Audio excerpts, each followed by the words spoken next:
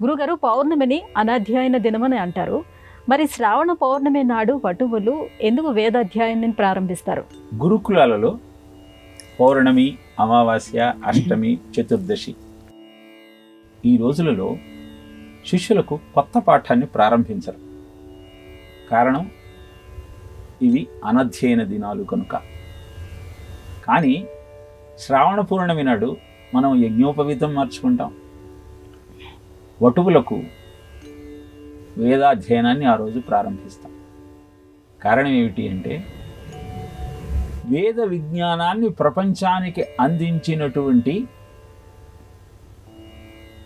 గురువు హయగ్రీవుడు ఆవిర్భవించినటువంటి పర్వదినం శ్రావణ పౌర్ణమి.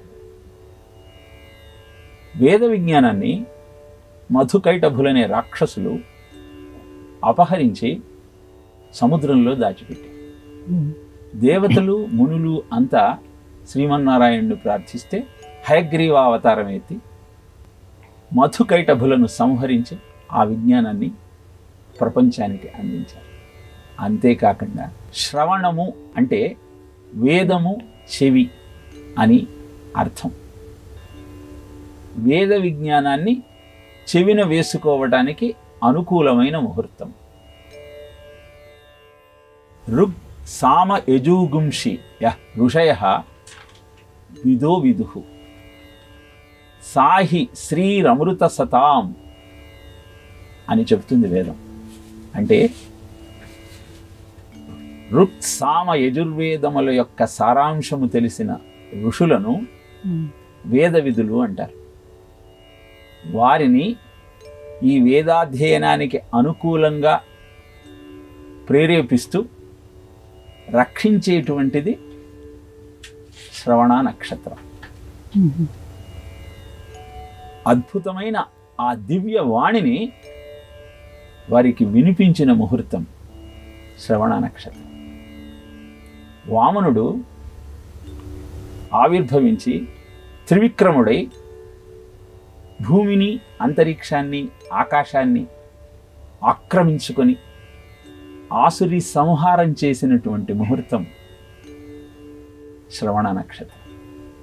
శ్రోణ, దాన్నే లౌకికంగా శ్రవణ అంటాం. శ్రోణాయాం శ్రవణ ద్వాదశ్యాం ముహూర్తే అభిజిత్ ప్రభు అంటూ వామనావతారంలో శ్రీ మహావిష్ణువు ఆవిర్భవించినటువంటి ముహూర్తము భాద్రపద ద్వాదశి అభిజిత్ ముహూర్తము శ్రవణ నక్షత్రం.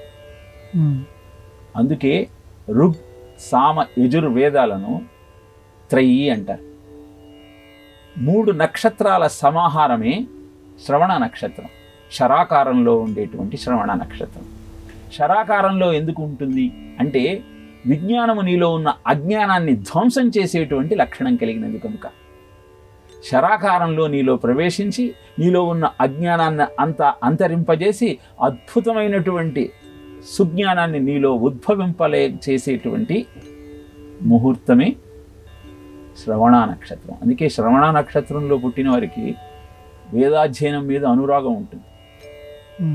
తల్లిదండ్రుల మాట వింటారు, వారి మాట తల్లిదండ్రులు వింటారు, మిత్రులు కలిగి ఉంటారు.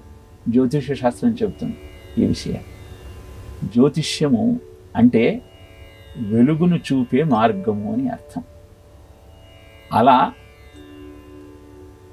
అద్భుతమైన వేద విజ్ఞానాన్ని అభ్యసించి జీవితాన్ని ధన్యం చేసుకునే ముహూర్తం కనుక మిగతా పౌర్ణమిలలో వేదాధ్యయనం ప్రారంభించకపోయినా శ్రావణ పౌర్ణమి నాడు వేదాధ్యయనానికి అర్హత పొందటానికి అవసరమైన ఉపనయనం చేసుకున్న వటువులకు వేదాన్ని బోధిస్తూ ఉపనయనాన్ని మార్చుకొని వేదాధ్యయనానికి మేము శ్రీకారం చుడుతున్నాము, మళ్ళీ ఆ పాఠం నేర్చుకుంటున్నాము అన్న గృహస్థులకు అద్భుతమైన ముహూర్తం ఈ శ్రావణ పౌర్ణమి. తెలుసుకొని అద్భుతమైన విజ్ఞానాన్ని అర్థం చేసుకుంటూ జీవితానికి అన్వయించుకుంటూ అభివృద్ధి పథంలో ముందుకు సాగే ప్రయత్నం చేద్దాం.